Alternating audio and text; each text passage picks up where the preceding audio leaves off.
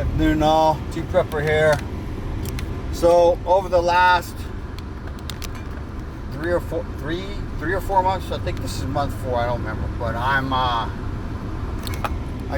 leaving animal feed store, large animal, actually picking up chicken feed, but the other thing I picked up is a 4th chicken waterer. So it's a 3 gallon, so I have 3 gallons and 1 5 gallon, so that's 14 gallons of water, and it's pretty much minimum once a week, sometimes twice a week. So the reason I'm talking to you about this is if you're like me and you have some, only thing I really have is chickens and dogs and a cat, but the waterers I have, one of them I just took out of the pen and put in the yard, because I've got Jen Urso now and she wants to eat the fucking chickens, so she at least chases them.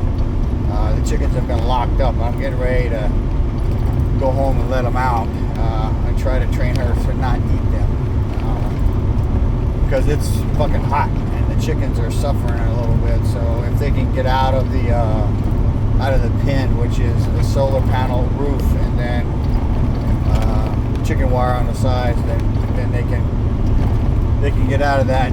It's kind of like a broiler, like a fucking oven. So, but the chicken waterer that I bought is metal. It's galvanized metal, so they last. I think I started the chickens really big time in 2020. So it's 2024, towards the end of summer. I started them in June or July of 20. I actually got them before that, but I didn't have the pin up. So it means the waterers I'm buying right now should realistically last at least until 2027. Okay. So having said that, if any of the fucked up things that the world is talking about happens, then stuff like that is going to get hard to get. So if you have animals, I consider food and water a basic need, and that's pretty much for everything that's a mammal or an animal. But you might want to look into getting some extras of those. Next month I may buy one more just to throw on a shelf, because the ones I'm replacing probably needed to be replaced 6 months ago. I just made them go as long as I could. So, anyway, it's one thing to think about with your animals. I'm going to be adding to my list of things to get at least 2 more, maybe 3 more water barrels, so that I can harvest rainwater. And I will probably, for sure, over the winter, maybe in October at the end of the season, when I can catch a sail, pick up an above ground pool, which will give me another, I'm looking for cars, give me another source of water for flushing toilets and stuff. So, which is a big deal when everything freezes. So next year's big preps, our purchases and preps. I just got a notification. Blue Eddy has a sale on the AC 500 power station and 1 battery for $2,500, probably plus shipping. It's 48% off. So I'm probably, maybe this month, going to buy that, and then next month buy a Honda 2200 generator, and then a set of solar panels. It takes 1200 watts of input, so that's 6 200 watt panels. I currently have 4 rigid 200 watt panels and 2 sets of folding panels. So realistically, with that one I would need to buy probably 4 200 watt panels if I don't use the ones I currently have for something else. The ones I have are older, and basically that means that I haven't lost efficiency technically yet, because they haven't been in use, but they're going to go into use 2 and 3 years old. So my goal is put, like I have mentioned before, a solar array up, and then the new solar generator actually by itself would be strong enough to power the 2 deep freezes where I plan to put them. So that my plans may change for that. Instead of using the 2 older Blue Eddies for that. It also depends on how many solar panels my rack will hold. Right now my rack will hold for sure 4. So technically I would need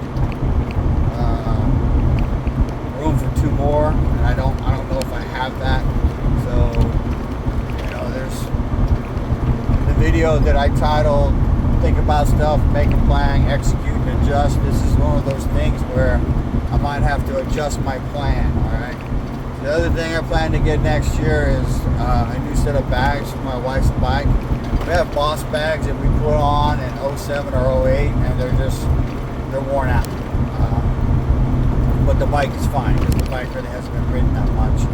It's actually a Fat Boy, an 02 Fat Boy carbureted twin cam, punched down to a 95 cubic inch with a 6-speed. So it's actually a really nice bike to ride.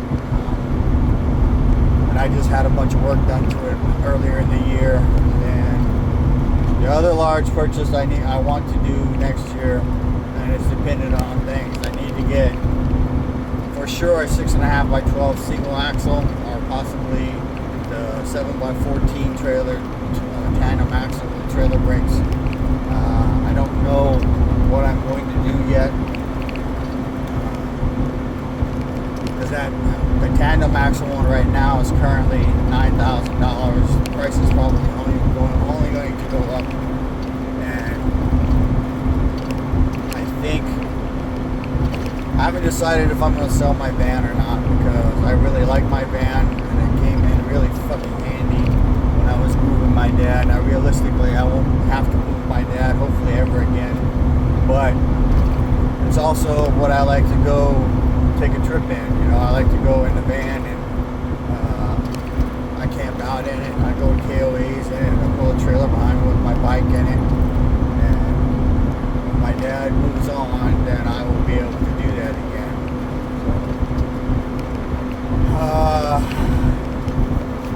I'm going to get some custom paint done to my motorcycle, and then I'm thinking about seeing if I can get a decal made for the left and right saddlebags. It's kind of a deep meaning for me, something I think that everybody wrestles with. Dance with the devil or you walk with God, and I think all of us do both at different moments in our life, and then eventually we pick one or the other. So, 'cause I don't think you can dance with the devil and walk with God forever. I think you have to eventually choose. So, but anyway, look at the durable goods. Durable goods covers everything from chicken feeders to my back porch, to cars, to starters, to alternators for your vehicles, at least the ones you think you're going to be driving. I still got to get a fucking full-size spare tire and wheel for my Challenger, especially if I'm going to keep it. If I give up on the prospect of land and just accept that me and Dawn or my wife are going to be where we're at, possibly to the end of our days, that, after I refinance my Challenger, or even before, technically, I can choose to afford to buy a Jeep, which I want, which is fucking crazy, because I have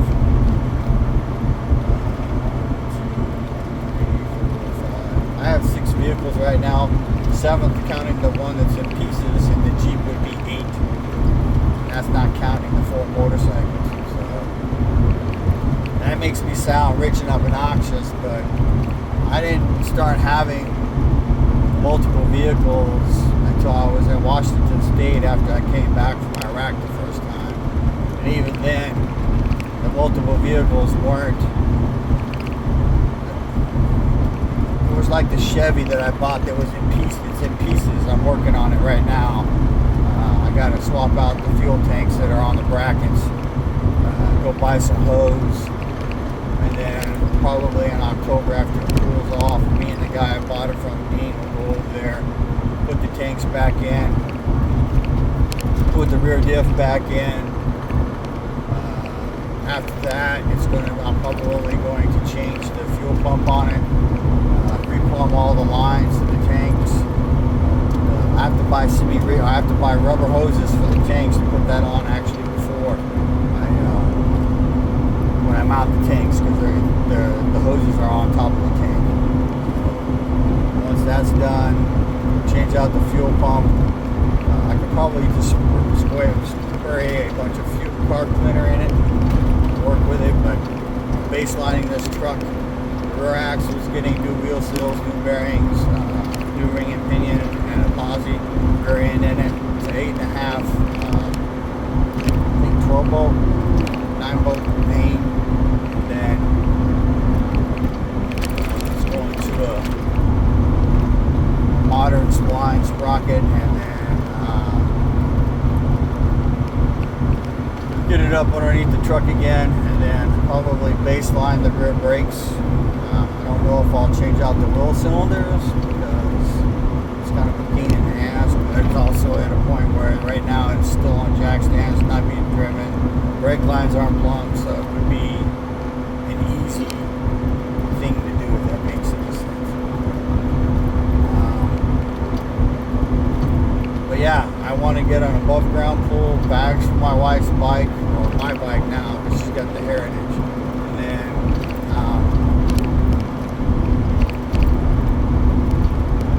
working on that Chevy. The Chevy's going to be at least a year-long project. At least there are things I can do to it that will be low cost, but it's still going to be expensive. I mean, I'm basically rebuilding the truck. The frame and the body's intact, but I have to put everything back together that he has, and then more than likely rewire it. One of the bigger expenses is going to be pulling the motor and having it rebuilt to baseline it. I'm going to try and have it stroked to a 383, and then I'm going to run at least 265 tires, maybe 285s.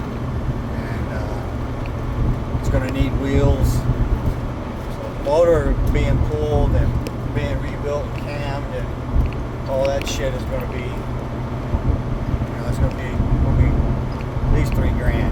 So that's with me pulling the motor myself. That's not paying someone. And then I also have to get a dial indicator. He says he has one, but we have to jack up the transmission, mark the frame where the transmission mount goes, drill the holes, and then basically bolt the transmission mount into place. And then after that, it's a drive shaft. I don't know if he has a key to that fucking thing or not, because he didn't give me the keys. But the motor is intact, but I'm gonna have to rebuild, because I'm not sure it's gonna run the way it is. I could probably run it the way it is, but once I got it rolling down the road, I don't want to have to be fucking with it no more. I want to be able to jump in it and go. So I thought of something earlier, because people have been talking about the price of insurance going through the roof. So right now I have my wife's Jeep, my Challenger, my bike, and her bike that are new vehicles that require full coverage. So one of the things you can do to alleviate some of that insurance headache is pay off your vehicles and go with liability only. So if you don't know how insurance companies work, they're a fucking Ponzi scheme. They talk a good game when they're talking to you, but when you go to make a claim, the way it works is they pay you a prorated price based on the value of the vehicle when you bought it, or when it was brand new. And the proration is not in your favor. So every day you have a vehicle, they're going to pay you less and less for it if something happens to it. So full coverage on a new vehicle is nice, and you have to have it if you owe a loan, but once you pay it off, then you can say, give them the big finger. And it's about $100 difference a month. My 21 challenge that I paid off was $225, $250. The current challenger is $225, but it dropped to like $125 a month for when I went to liability. So just keep that in mind. Same thing with your house. You know, it's a big risk if you have a house and you don't have insurance. But if the insurance companies are being shitty, like I know they are, they're raising rates because they loan money to people. Like I've said, the insurance companies don't take that money from you and just leave it. They fucking loan that shit out to mutual funds, to banks, and then those motherfuckers do shit with it. And then if the three fuckers make bad decisions, then people lose money, and then when you need your insurance, they don't have it. So it's all bullshit.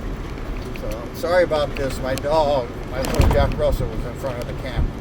But just make sure you think about stuff, you know, and then make a plan. You know, talk to my wife tonight. And I said, you know, we got the election coming up and all the bullshit. There's a reason I'm looking at the Blue Eddy. And there's a reason that I may buy the motherfucker. And I may spend another $2,000 for an additional battery, because that will also provide power, if I want it, for my future shop that I hope to build in the coming year and a half, on top of working on the fucking truck. So the shop is something that requires a lot of work, and I have to coordinate it with my helper Juan. So it's one of those things where if I only have $400 or $500 to spend on it a month, then that's okay, because that's about all the material that I'll be able to buy and work into it. So y'all really need to think about what's coming, where we're going as a country, and what you're going to do, and how you're going to survive. Information is knowledge and power. Live a little, prep a lot.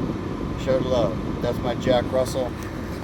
That's Jen Urso, and then K2's in the back seat. Out.